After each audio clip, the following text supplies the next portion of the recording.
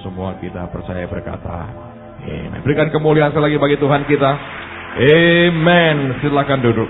Siapa yang sungguh-sungguh ingin dipakai Tuhan jadi berkat bagi bangsa-bangsa? Coba angkat tangan tinggi-tinggi sekali lagi. Luar biasa. So, kita akan punya misionari banyak sekali, hopefully.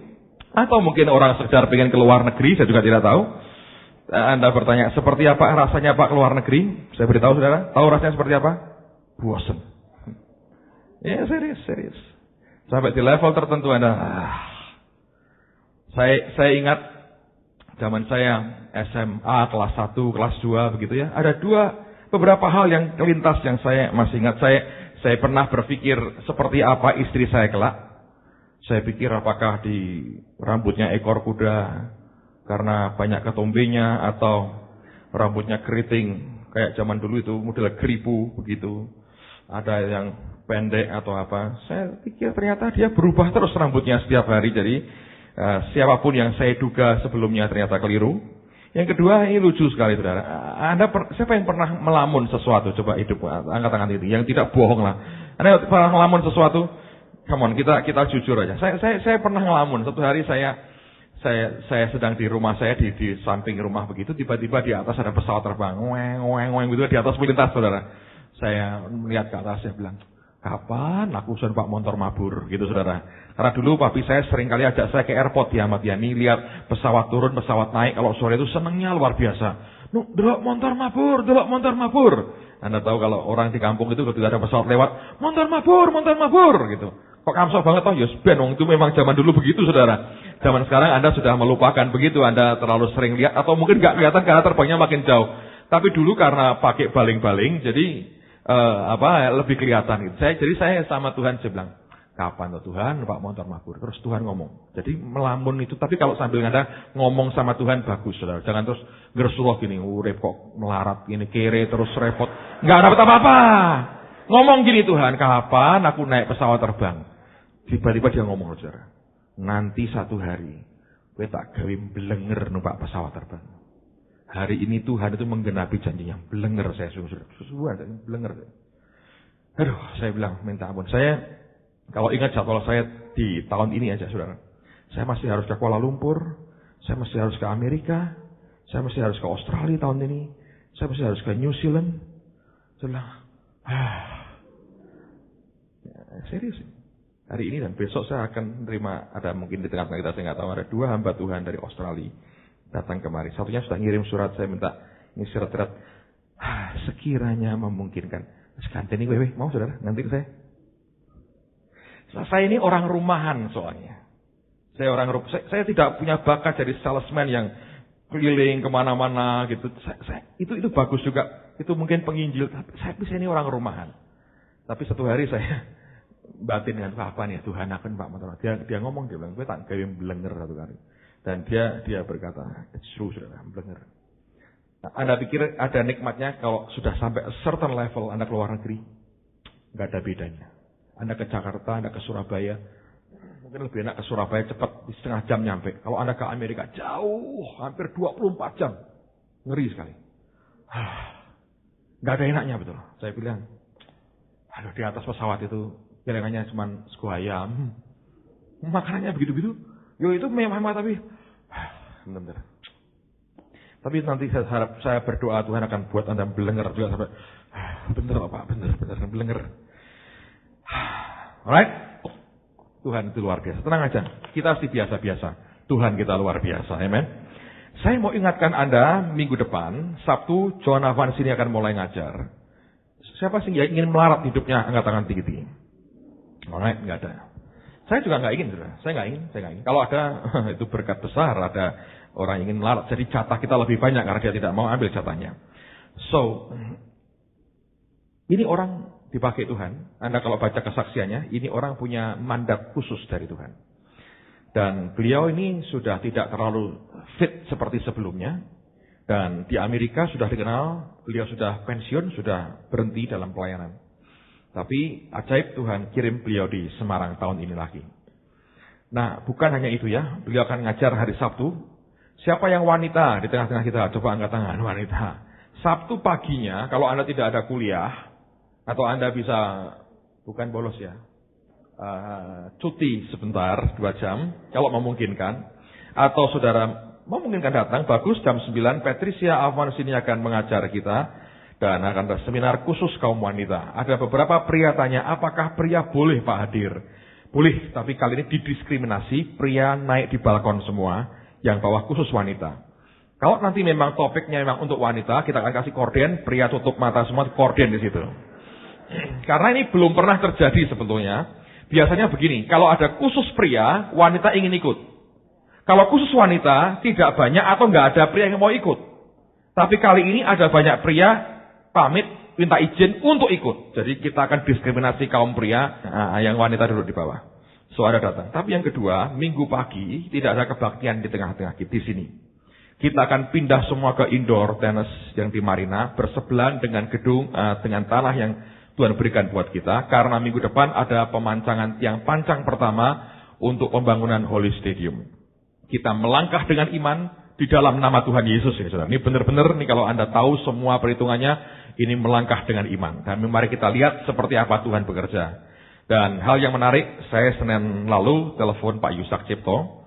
Biasanya ngobrol aja, kemudian dia berkata gini, wah, aku kira iso Melayu. Dikongkon Tuhan, Gung, tekongkonmu. Amin. Saya berkata. Jadi Pak Yusak akan datang, beliau berkata disuruh Tuhan. Dan dia sudah agak malas, istrinya bilang begini. Makanya saya lagi pro Tante Yusak sekarang ini. Ini istri yang luar biasa, mendukung suaminya ke Semarang soalnya, saudara. Punya kepentingan juga saya sebetulnya. Tapi dia berkata gini, Yang, kamu sudah janji loh. Kamu mau datang, loh aku rak janji. Aku dengar sendiri loh Yang, harus ke Semarang. Rupanya Tante Kiat juga pengen ke Semarang. Jadi mereka berdua hari Jumat akan naik mobil sendiri, didoakan. Saya suruh naik pesawat tidak mau. Dia memang hobinya ngebut, jangan ditiru saudara. Hobinya ngebut. Sebab dia ngebut dengan peka suara Tuhan. Banyak orang ngebut dan rodok pekok, jadi kurang dengar. Nah itu kurang bagus saudara ya. Kalau ngebut dan peka bagus, ngebut dan pekok itu kurang bagus. So, kalau Anda bisa mendengar suara Tuhan kayak Nabi ya silahkanlah kalau Anda memang diizinkan Tuhan. Kalau tidak, jangan ikut-ikut itunya. Dia mau naik mobil sendiri dan mungkin paling cepat Selasa baru balik. Dan saya yakin akan jadi berkat besar. Ini bagian dari plan Tuhan. Saya minggu lalu kemarin sampaikan bahwa ada seorang teman sudah 3 tahun lalu pernah dapat mimpi dari Tuhan. Dia lihat sedang jalan bersama John Avans ini. Dan kemudian ada saya dapat Timotius katanya. Terus kami berempat ini pergi ke tanah yang luas. Dan tahun itu kita belum mikir soal Holy Stadium, soal gedung, soal apa belum. Dan kemudian dia lihat ada tiang-tiang pancang yang besar di situ. Lalu Brother John mengurapi dengan minyak. Itu 3 tahun lalu. Jadi ketika kita memang memutuskan tanggal ini merupakan tanggal kita mau taruh tiang pancang itu. Dia berkata 3 tahun lalu saya sudah melihatnya. Ada hal yang lucu terjadi saudara. Saya minggu lalu dengan Pak Sugi pergi ke sebuah pabrik dalam kaitan untuk beberapa material bangunan. Ini orangnya bukan orang Kristen, orang Chinese totok. Dan dia punya staff juga orang-orang Chinese totok. Lalu kami ngobrol, saya undang dia. Yang membuat dia ingin datang. Anda tahu kenapa? Ini temannya dia, stafnya dia, orang totok berkata gini. Bos katanya. Wah tanggal 21 bos. Itu menurut tanggalan orang Cina. Hari paling baik. Wah dia cerita.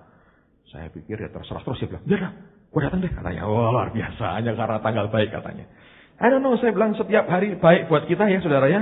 Dan buat dia mungkin spesial, buat kita tentu luar biasa karena Tuhan yang akan kerjakan. So, bawa teman supaya mereka diberkati hari Sabtu dan Anda serap kebenaran ini dari sejak masa mudamu. Kelak saya ingin melihat orang-orang yang jadi berkat bagi bangsa-bangsa ini bukan hanya modalnya cuma Alkitab dan nekat, tapi Anda dilengkapi dengan banyak hal dan termasuk hidupmu diberkati. Amen. Saya percaya sudah waktunya Anda akan hidup menikmati berkat Allah yang luar biasa. Alright. Mari kita lihat firman Tuhan sekarang. Apa yang saya sampaikan ini tidak terlalu simple, walaupun sepertinya simple. Lihat Kejadian pasal 12, ayat pertama sampai dengan ayat yang ketiga. Lihat, saya akan membawa Anda mengikuti perjalanan rohani dari orang yang bernama Abraham ini. Sebab ini menarik sekali dan mari kita perhatikan langkah-langkahnya supaya Anda faham akan jalan Tuhan. Alright, Kejadian pasal 12. Ayat yang pertama sampai dengan ayat yang ketiga. Berfirmanlah Tuhan kepada Abram, pergilah dari negerimu dan dari sanak saudaramu dan dari rumah bapamu ini ke negeri yang akan kutunjukkan kepadamu. Ayat 2, Anda perhatikan baik-baik. Aku akan membuat engkau menjadi bangsa yang besar. Anda garis bawahi kalimat bangsa yang besar. Dan memberkati engkau serta membuat namamu masyhur dan engkau akan menjadi berkat. Dan aku akan memberkati orang-orang yang memberkati engkau dan mengutuk orang-orang yang mengutuk engkau. Dan olehmu semua kaum di muka bumi akan mendapat berkat. Nah, perhatikan begini. Ini janji Tuhan kepada Abraham. Kalau Anda perhatikan pertama-tama ini janjinya masih begitu general. Begitu umum.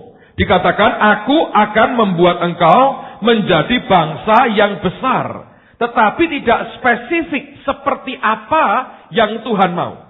Nah, untuk mendapatkan yang khusus dari Tuhan, dan akhirnya jadi luar biasa, dia butuh yang namanya spiritual journey. Dia butuh yang namanya perjalanan rohani bersama dengan Tuhan. Bill Wilson pernah menunjukkan kepada kita ada 5 macam jalan. Saya nggak perlu ulangi lagi. Saya tambahin ada jalan yang ke-6, saudara. Yang namanya adalah jalan pengorbanan. Nah, saya tambahi Pak Timotius. Sekarang dia selalu mendorong saya untuk nambahi dengan bukit, 5 bukit, 7 pohon, 13 macam awan, dan sebagainya. Saya tambahi jalan ke-6 adalah jalan pengorbanan. Mengapa bisa begitu? Karena kalau Anda perhatikan, apa yang Tuhan janjikan ini kan masih samar-samar sebetulnya. Itu makin lama, makin jelas, makin jelas, makin jelas. Selalu awalnya dimulai dengan suatu perjalanan yang namanya saya sebut sebagai jalan pengorbanan. Selalu diawali dengan satu sacrifice tertentu, kemudian itu akan makin jelas, makin jelas, makin jelas. Nah, seperti apa bentuknya? Lihat pasal 13 sekarang. Saya baca mulai ayat yang ke-8. Nah, ini Anda perhatikan, waktu itu kan Abraham keluar, juga Lot keponakannya ikut. Waktu Abraham diberkati, Lot yang ikut Abraham itu juga makin diberkati. Lalu mereka ribut sebetulnya. Oleh karena ributnya bukan Abraham dan Lot, tapi antara pegawai mereka ribut, rebutan air, rebutan padang rumput yang hijau. Nah, kemudian Abraham berkata begini, ini orang besar hatinya. Kejadian 13 ayat yang ke-8. Maka berkatalah Abram kepada Lot, janganlah kiranya ada perkelahian antara aku dan engkau, dan antara para gembalaku dan para gembalamu, sebab kita ini kerabat. Bukankah seluruh negeri ini terbuka untuk engkau? Baiklah pisahkan dirimu daripadaku. Jika engkau ke kiri, maka aku ke kanan. Jika engkau ke kanan, maka aku ke kiri. Ini luar biasa loh. Dia berikan Lot akan first choice. Pilihan yang pertama. Engkau kemana, aku tidak akan ngerebut itu. Aku akan di sisi sebaliknya. Ayat berikutnya. Lalu Lot melayangkan pandangnya, dan dilihatnya bahwa seluruh lembah Yordan banyak airnya, seperti taman Tuhan, seperti taman Mesir, tanah Mesir, sampai ke Soar. Hal itu terjadi sebelum Tuhan memusnahkan Sodom dan Gomora. Sebab itu Lot memilih baginya seluruh lembah Yordan itu, lalu ia berangkat ke sebelah timur dan mereka berpisah. Abram menetap di tanah Kanaan, tetapi Lot menetap di kota-kota lembah Yordan dan berkemah di dekat Sodom. Adapun orang Sodom sangat jahat dan berdosa terhadap Tuhan. 14, perhatikan. Setelah Lot berpisah daripada Abram, berfirmanlah Tuhan kepada Abram, pandanglah sekelilingmu dan lihatlah dari tempat engkau berdiri itu ke timur dan ke barat, utara dan selatan. Sebab seluruh negeri yang kau lihat itu akan kuberikan kepadamu dan kepada keturunanmu untuk selama-lamanya. 16, perhatikan ini. Dan aku akan menjadikan keturunanmu seperti apa? Debu tanah banyaknya, sehingga jika seandainya ada yang dapat menghitung debu tanah, keturunanmu pun akan dapat dihitung juga. Nah, perhatikan baik-baik, saudara. Waktu mereka hampir berantem, Abraham sadar. Kalau kita bertengkar, kita berantem, akibatnya tidak baik. Karena musuh di sekitar kita, saudara. Lalu kemudian dia berkata begini, Lot, engkau pilih dulu. Silahkan engkau arahkan pandangmu kemanapun engkau suka. Dan dia berkata, engkau pilih dulu, lalu aku akan pilih bagian lainnya. Jadi Lot dipersilahkan mengarahkan pandangannya dulu, lalu di pandangan yang baik menurut Lot, dia akan pergi ke sana. Dan perhatikan, Lot memilih bagian yang pada waktu itu ternyata bagusnya luar biasa. Banyak airnya dan suburnya luar biasa. Seperti taman Tuhan, saudara. Nah, lihat. Ketika dia rela berkorban, korban memberikan pilihan pertama kepada keponakannya. Padahal dia sebagai paman, sebagai orang yang lebih tua, dia berhak menentukan pilihan pertama.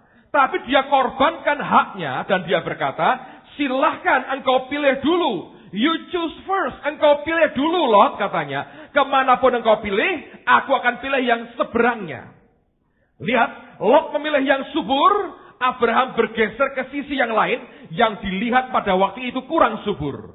Dia menabur berkata, silahkan engkau pandang dulu dan engkau pilih yang engkau mau. Allah berkata membalas kebaikan Abraham dengan berkata, lihat ke barat, ke timur, utara, selatan, pandangi Abraham. Orang yang berani menyerahkan haknya kepada orang lain, dia akan terima imbalan dapat hak dari Tuhan.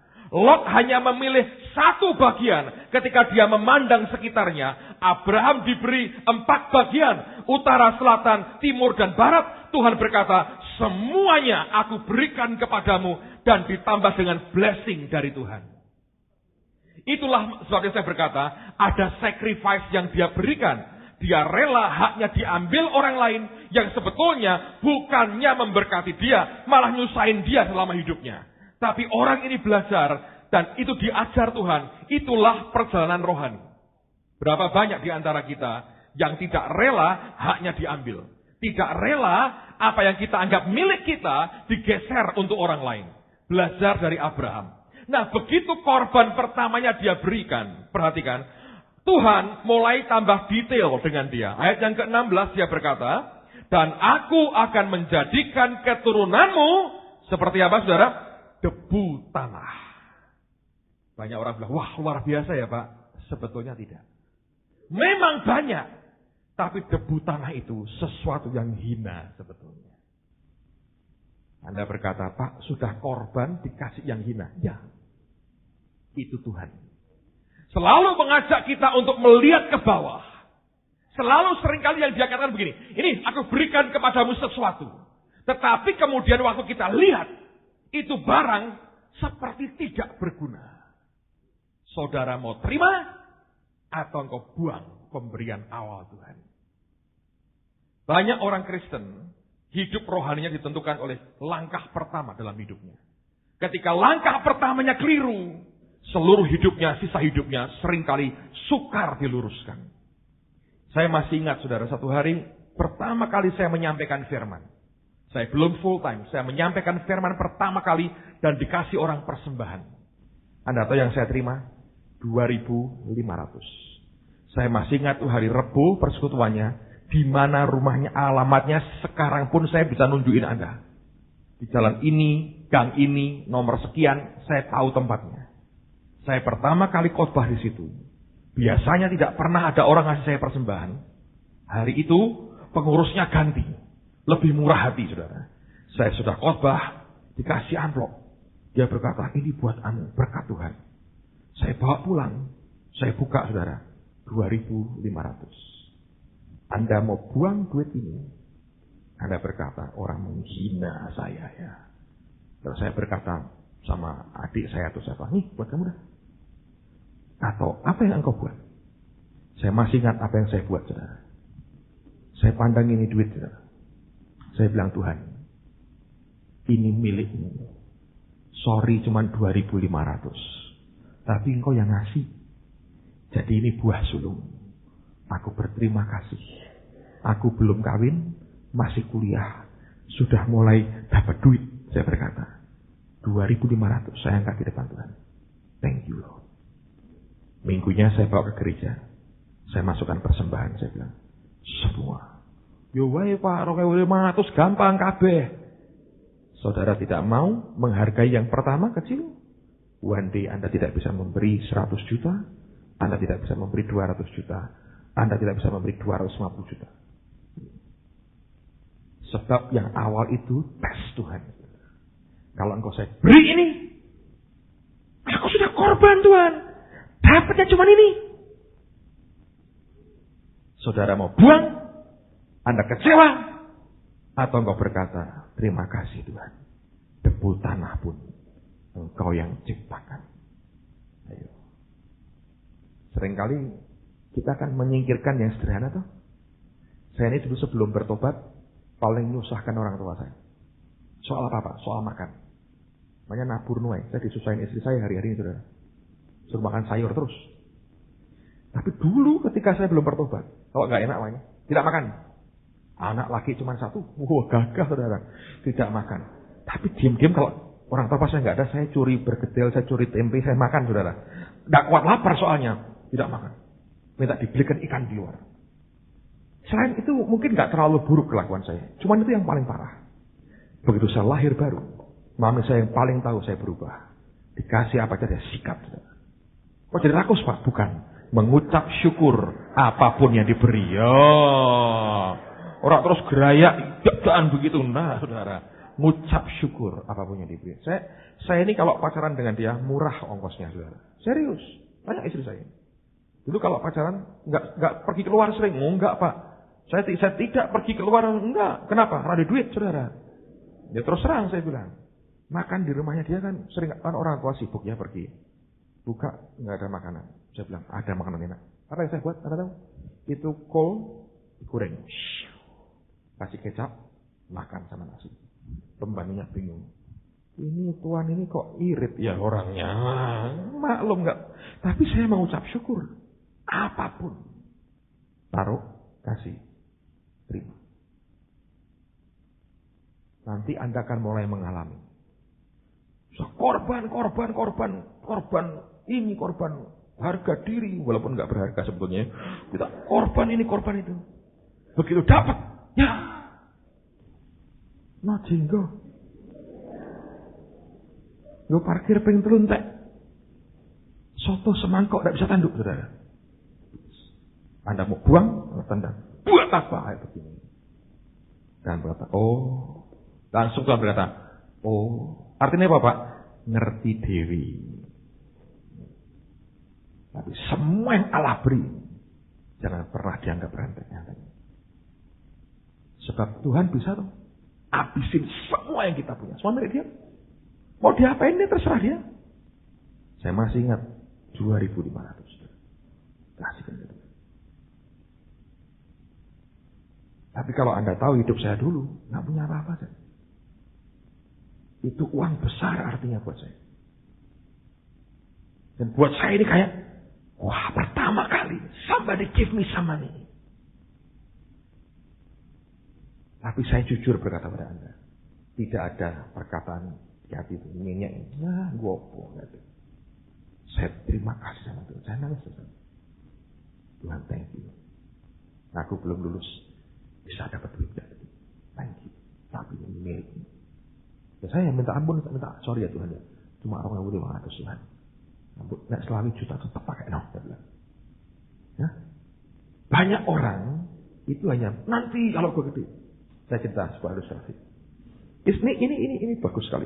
Ada seorang misionari, seorang pastor, seorang romo ya, pastor. Dia melayani di sebuah daerah di Amerika Latin. Pastor ini melayani orang banyak. Terus dia mau ngajari orang untuk mengasihi Tuhan dengan apa yang dia punya. Ada jemaatnya namanya Pedro, punya 2 ekor ayam, saudara. Punya 2 ekor ayam. Dia pelihara ayamnya itu. Miskin Pedro ini. Lalu si romonya ini, pastornya berkata pada Pedro begini, Pedro, kalau kamu punya 200 ekor lembu, apakah kelak engkau sedia menyerahkan yang 100-nya Pedro? Pedro berkata, Romo, kalau aku punya 200 lembu, separuhnya buat Tuhan tidak masalah. Bagus Pedro, kamu memang orang yang hatinya niat mencintai Tuhan. Pedro, kalau engkau punya 100 ekor babi, apakah engkau rela 50-nya engkau berikan buat Tuhan Pedro? Oh, Romo, 200 lembu aja 100 saya berikan. 50 babi saya berikan buat Tuhan. No problem Romo. Romonya berkata, hebat Pedro, engkau hebat. Pedro, seandainya engkau punya 2 ekor ayam, maukah kau memberikan 1-nya untuk Tuhan? Pedro berkata, Romo menjebak saya katanya. Lain tuh jawabannya tuh. Lain tuh. Anda tahu sering kali orang terima sedikit, yang sedikit sudah dianggap segalanya. Dan kita membuang yang sedikit. Abraham pertama kali dia korban. Dia berikan haknya ke Lot. Tuhan berkata, keturunanmu Abraham kayak debu tanah ini. Memang banyak, tapi itu kata artinya hina Abraham. Gak ada artinya. Tapi tidak pernah Abraham mengeluh. Dia mengucap syukur dengan janji Allah. Lalu Tuhan bergerak lebih jauh. Lihat di Kejadian pasal 14 sekarang. Saya baca mulai ayat 17 dulu, karena ini menarik sekali. Kejadian 14 ayat 17. Setelah Abraham kembali dari mengalahkan Kedorlaomer dan para raja yang bersama-sama dengan dia, maka keluarlah Raja Sodom menyongsong dia ke lembah Syawe, yakni lembah Raja. Melkisedek Raja Salem membawa roti dan anggur. Ia seorang imam Allah yang maha tinggi. Lalu ia memberkati Abram, katanya, diberkatilah kiranya Abram oleh Allah yang maha tinggi, pencipta langit dan bumi. Dan terpujilah Allah yang maha tinggi, yang telah menyerahkan musuhmu ke tanganmu. Lalu Abram memberikan kepadanya 1/10 dari semuanya. Berkatalah Raja Sodom itu kepada Abram, berikanlah kepadaku orang-orang itu dan ambillah untukmu harta benda itu. Tetapi kata Abram kepada Raja negeri Sodom itu, aku bersumpah demi Tuhan Allah yang maha tinggi, pencipta langit dan bumi, aku tidak akan mengambil apa-apa dari kepunyaanmu itu, sepotong benang atau tali kasut pun tidak, supaya engkau jangan dapat berkata, aku telah membuat Abram menjadi kaya. Kalau aku jangan sekali-kali, hanya apa yang telah dimakan oleh bujang-bujang ini, dan juga bagian orang-orang yang pergi bersama-sama dengan aku, yakni Aner, Eskol, dan Mamre. Biarlah mereka itu mengambil bagiannya masing-masing. Pasal 15, Anda perhatikan ini, luar biasa. Kemudian datanglah firman Tuhan kepada Abram dalam suatu penglihatan. Janganlah takut Abram, akulah perisaimu, upahmu akan sangat besar. Abram menjawab, ya Tuhan Allah, apakah yang akan engkau berikan kepadaku? Karena aku akan meninggal dengan tidak mempunyai anak, dan yang akan mewarisi rumahku ialah Eliezer orang Damsyik itu. Lagi kata Abram, engkau tidak memberikan kepadaku keturunan, sehingga seorang hambaku nanti menjadi ahli warisku. Tetapi datanglah firman Tuhan kepadanya demikian, orang ini tidak akan menjadi ahli warismu, melainkan anak kandungmu, dialah yang akan menjadi ahli warismu. Ayat 5 perhatikan. Dan Tuhan membawa Abram keluar serta berfirman, coba lihat ke langit, hitunglah bintang-bintang, jika engkau dapat menghitungnya. Maka firmannya kepadanya, demikianlah banyaknya nanti keturunanmu. Lalu percayalah Abram kepada Tuhan, maka Tuhan memperhitungkan hal itu kepadanya sebagai apa? Kebenaran. Nah perhatikan. Kali kedua, luar biasa yang Abraham buat. Dia habis menang perang, dia rampas semua kekayaan raja-raja itu yang telah berhasil menghancurkan Sodom dan merebut dan menawan Lot. Waktu dia pulang, di lembah raja, dia dijumpai oleh Melkisedek. Dan ini gambaran dari Kristus sebetulnya. Baca di Ibrani, ini Yesus, saudara. Dia muncul, kita berkata Melkisedek memberkati Abraham. Lalu karena berkat itu dia memberikan 1/10 dari semuanya. Lihat ya. Dia berikan perpuluhannya kepada Yesusnya. Lalu kemudian Raja Sodom datang dan berkata, Abraham, balikkan orang-orang itu kepadaku, kekayaannya semua ambil buat kamu. Loh, kalau kita, saudara, perhatikan baik-baik. Sudah memberikan perpuluhan, terus Sodom memberikan kekayaan begitu, jawabannya apa? Haleluya, ya kan? Nabur nuai. Perpuluhan ini tingkap langit dibuka. Heran orang ini. Dia ngerti mana yang dia bisa terima. Dia ngerti mana yang harus dia tolak. Luar biasa. Orangnya itu enggak tamak, enggak langsung. Beneran, ayo, coba meneh, ayo. Enggak, saudara. Dia ngerti ini raja enggak bener ini. Dan kalau aku terima, pasti dia berkata, Abraham kaya karena aku. Dia bilang, benang aja, ora sudi. Tali kasut, ora sudi. Gawi diwi, katanya. Bawa pulang semua. Cuma ini teman-temanku yang ngambil, biar untuk mereka. Buat aku tidak. Orang bisa berkata, Abraham, engkau bodoh sekali. Bukankah setelah mengembalikan perpuluhan, tingkap langit dibuka. Itu berkat buat kamu. Lihat, ada jalan pengorbanan. The road of sacrifice. Waktu orang berani berkata tidak. Lihat berbeda sekali. Tuhan berkata, ayo keluar kalau gitu Abraham. Dari lihat debu tanah yang tidak berarti. Dia berkata, sorry ya, keturunanmu, itu bintang. Dari orang yang punya hati seperti bintang, akan lahir keturunan ilahi. Masih awi-awi, ambil kita dong katanya. Dan setan di tangannya yang goyang-goyang itu. Anda berkata, ya. Oh, kekayaan bangsa-bangsa nanti disucikan dalam nama Yesus. Atau Anda bilang begini, Tuhan, aku terima atau tidak. Saya terus terang baru ngalami beberapa hari yang lalu di Jakarta. Satu orang, Pak Adian tahu orangnya, datang ke saya, masih muda. Datang kusut mukanya. Singkat cerita ya, dia punya utang kira-kira 200 juta. Nggak bisa bayar, sulit sekali. Tapi dia punya tanah di Kelapa Gading. Itu harganya 1 miliar lebih. 1 miliar lebih. Karena saya tahu begini. Saya bilang, kamu kalau nggak usah susah bayar, sudah tanahmu kasihkan dia. Kalau lupa, tanahku 1 M lebih. Dijual dong. Nggak ada kayu Pak. Lokasinya bagus, perumahan bagus, mahal. 1 M lebih. Waktu ngomong sama saya, dia ngomong gini. Saya pikir gini aja Pak.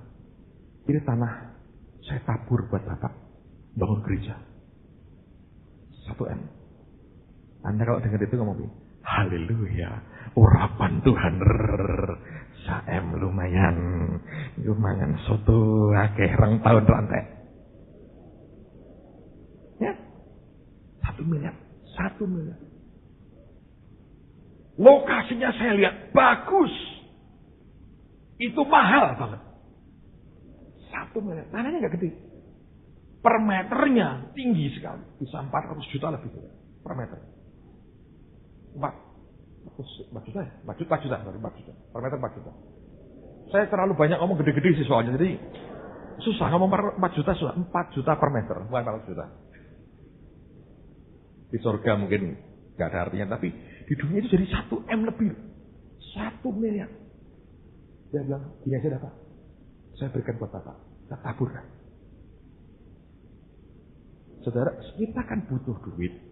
Bangun stadium itu kan duit. 1 miliar. Siapa yang tidak ingin? 1 miliar. Ayo. Mesti hirasyata karapasyata. Gini Pak. Lihat lah. Orang Kristen saya pernah dengar nih. Ada kerjaan tidak halal. Dia berkata gini. Sikat dulu deh. Setelah itu minta ampun. Masa minta ampun direkayasa. Ini betul. Makanya tidak punya yang cemerlang dalam hidup. Ini orang saya bilang, wah luar biasa ya. Sudah ngasih perpuluhan kan, tingkat langit dibuka lah ini langsung. Serahkan semua hartanya, ini kan hebat banget. Langsung kaya raya itu Abraham.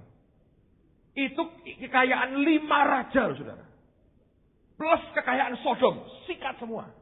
Berarti termasuk kekayaannya Lot ya, sikat semua. Itu 6 kota melarat langsung saudara. Dia kaya sendiri, bayangin. 6 kota, ambil semua kekayaannya. Heran, benang aja gak mau. Tali kasut tidak mau. Saya waktu dengar dia bilang, persembahkan buat Bapak aja. Saya bersyukur, saya bilang ini, Tuhan Roh Kudus, ini bagaimana? Dia bilang, emosi, orang panik. Wah, tidak. Terus Pak, besok saya ke tanahmu mendoakan kamu, bukan untuk terima tanahmu. Benar, sampai di sana sembahyang Tuhan berkata, ajari gini. Dia tidak perlu jual tanahnya. Tidak tak terima, saudara. Saya beritahu ya. Dia pasti tanah melarat. Saya dikutuki anak istrinya sampai saat mati. Begitu orang ngerti aturan. Orang sudah kekurangan. Saya kan bukan punya karena Nabi Elia. Dia kan, kami kan bukan janda syarafat. Ini keluarga utuh. Pendeta dikutuki sampai saat mati ini mereka, saudara. Ya tak? Tapi kalau Tuhan suruh, dia tak terima. Dia bilang enggak. Ini hanya emosi. Bukan dari aku. Saat melihat Pak balik ini. Nah terus dia Pak? Ya biar. Karena kalau Anda baca, begitu ada berani berkata begitu, Tuhan berkata, jangan takut Abraham. Akulah perisaimu, upahmu akan sangat besar. Tapi Anda mesti melewati spiritual journey. Gak bisa enggak. Jadi apapun yang kita berikan harus karena cinta kepada Yesus. Bukan karena motif yang lain. Abraham belajar. Kasih, gak mau. Saya terima banyak sertifikat, saya terima. Yang itu dia bilang tidak. Amin. Lebih. Baru beberapa hari yang lalu. Saya bilang, Tuhan, aku kagum. Tetap kita punya Allah yang luar biasa. Amin. Saya berdoa, Anda akan dididik Tuhan seperti itu. Dari muda, dikasih Tuhan integritas. Ngerti apa yang harus diambil, tahu apa yang harus diberikan. Ngerti. Kalau Anda bisa ngerti itu, bagus. Tuhan bisa percaya kepada saudara. Diberi kecil, engkau bisa berkata, daripadamu Tuhan. Tidak kita anggap rendah. Tuhan diberi orang bukan dari Tuhan. Sekalipun gede, jangan mau duitan. Langsung jadi duit. Duit. Telepon dimatikan. Kalau telepon saya bilang saya lagi khotbah ya. Terus siapa tahu buat saya bilang lagi khotbah pada satunya. Alright. Teruskan bagian berikutnya. Kejadian pasal 22. Kejadian pasal 22. Nah, kalau Anda baca judulnya, itu kepercayaan Abraham diuji. Yaitu dia harus mempersembahkan Ishak anaknya yang dia kasihi. Nah, lihat setelah ujiannya selesai. Lalu kemudian ayat yang ke-16 dan 17 Tuhan berkata begini. Katanya, aku bersumpah demi diriku sendiri. Demikianlah firman Tuhan. Karena engkau telah berbuat demikian dan engkau tidak segan-segan untuk menyerahkan anakmu yang tunggal kepadaku. Lihat ini. Maka aku akan memberkati engkau berlimpah-limpah dan membuat keturunanmu sangat banyak. Perhatikan. Seperti bintang di langit dan seperti apa? Pasir di tepi laut.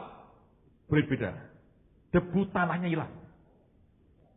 Dan dikatakan, dan keturunanmu itu akan menduduki kota-kota musuhnya. Dengar saya Bapak Ibu.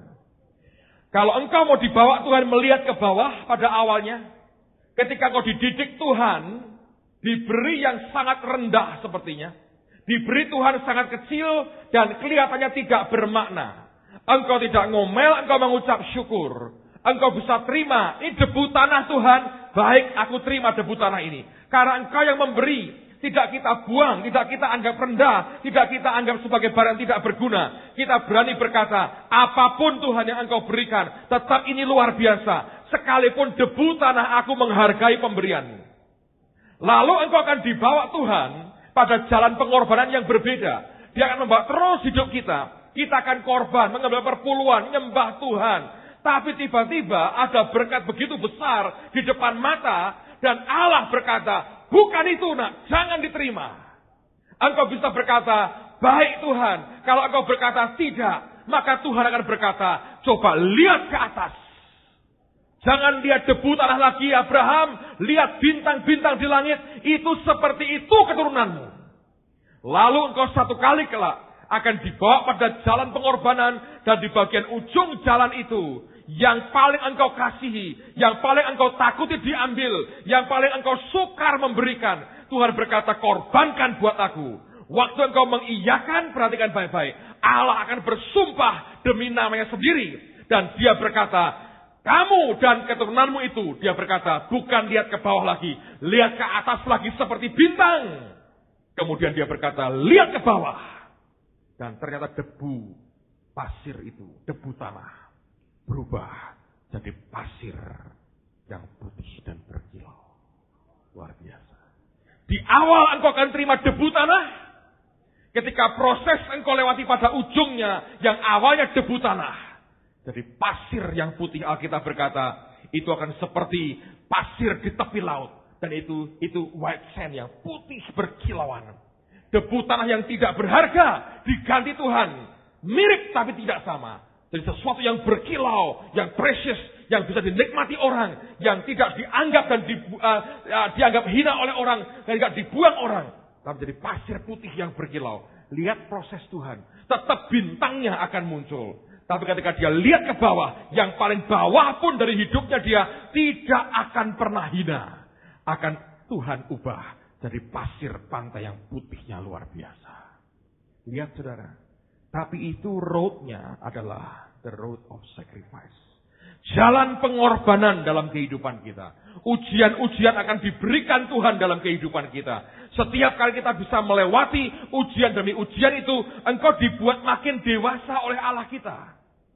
Tapi kalau dari yang kecil engkau abaikan, engkau hina, engkau berkata, nggak ada gunanya ini. Ini percuma buat saya. Engkau tendang, engkau buang, engkau dianggap terhina. Engkau berkata, ngapain terima barang kayak begini? Ngapain terima? Kita akan buang. Saya punya suatu cincin. Ini saya pakai sekarang.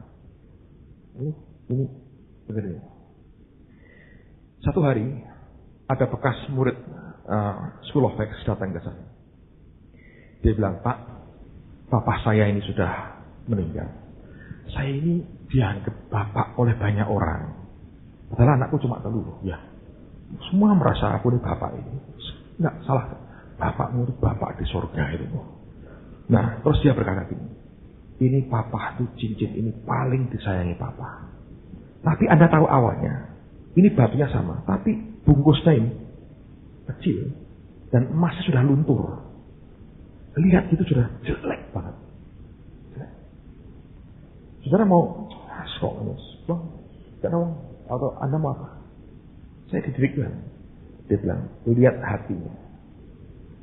Dia mau ini barang jatuh di tangan orang yang dia hormati. Saya bilang, oke, thank you ya. Jadi saya terima. Adik istri saya kan toko emas. Jadi saya bilang ke dia, ini aku enggak cukup. Dan ini masih kok sudah luntur. Ya ini emas sepuan atau apa enggak tahu saya. Sudah pokoknya jelek banget barangnya. Terus terang saya bilang, buatin dong yang sesuai dengan tangan saya. Terus saya bilang, gantiin dong ini yang apa ini bungkusnya, ikatnya, gantiin dong. Dia ganti.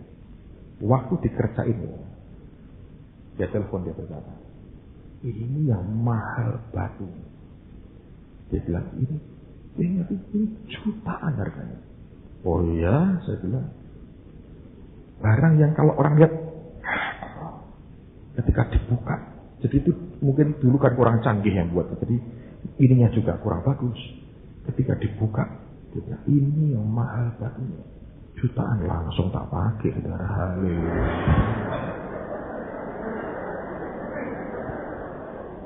Debu tanah berubah jadi pasir putih. Jangan menghina. Itu ada anak TSO tahun ini ngasih lagi cincin. Masih belum apa-apa ini. Kasih. Ya memang semua, aku heran manusia kok tangannya udah cilik-cilik ya di Indonesia ini. Jadi saya lihat ya nggak cukup sendiri saja, nggak cukup budung sini. Saya bilang ini terus sama dia. Ini ya buat Holy Stadium. Dia bilang, enggak tuh Pak, Tuhan suruh kasihkan Bapak. Oh ya, saya bilang. Oh suruh saya. Iya Pak, bukan Holy Stadium. Ya wis, kasih meninggal. Jadi apa Pak? Belum jadi apa-apa. Tapi saya belajar, saya nggak bilang, gopo, ya. Semua harus dihargai. Yang kecil dari Tuhan, mengucap syukur. Anda ulang tahun dikasih orang sesuatu, ini sapu tangan. Sapu tangan itu bahasa Jawanya apa? Bayas? Hah? Kacu. Nah, kacu. Ini kacu. Kok bahasa Jepang ya? Kacu. Iya, orang berkata, ini kok sapu tangan. Jadi kita dengan barang kecil itu kayak, buang, sikap hati itu Tuhan tidak suka. Sebab itu bicara keangkuhan di dalam kita. Pak, debu tanah, gopo. Tidak gopo kok. Ngucap syukur aja. But one day, Kalau Anda ikuti jalanmu terus dengan Tuhan, itu akan berubah jadi pasir di pantai. Putihnya luar biasa. Dan kau tetap dapat bintang yang di atas. Saya berdoa, Tuhan akan terus bawa kita dalam perjalanan rohani yang luar biasa. Amen, saudara. Setiap kali kita dibawa ke dalam jalan pengorbanan, saya yakin hasilnya akan luar biasa. Mari berdiri bersama-sama.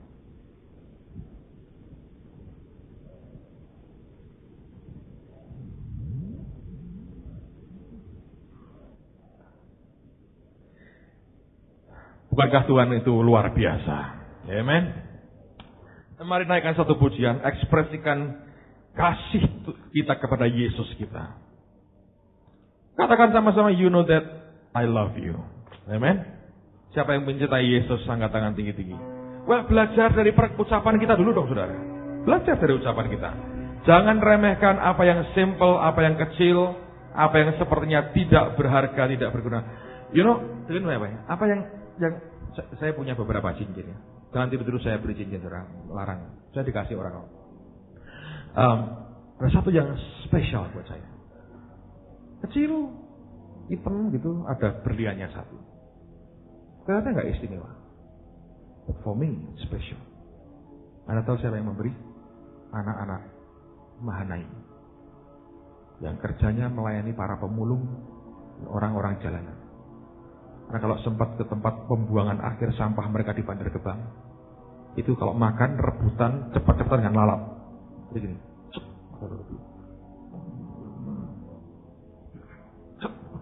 Gitu. Orang-orang gitu tuh ngasih saya cincin. Kalau Anda juragan berlian ngasih saya biasa, memang belum pernah ada sih, tapi biasa itu. Tapi orang-orang simple itu akan jadi berbeda. Amen. Kasih Tuhan dengan segenap hidupmu dan lihat betapa Tuhan yang luar biasa akan menyertai kehidupan kita. Amen. Alright, come on, hustle.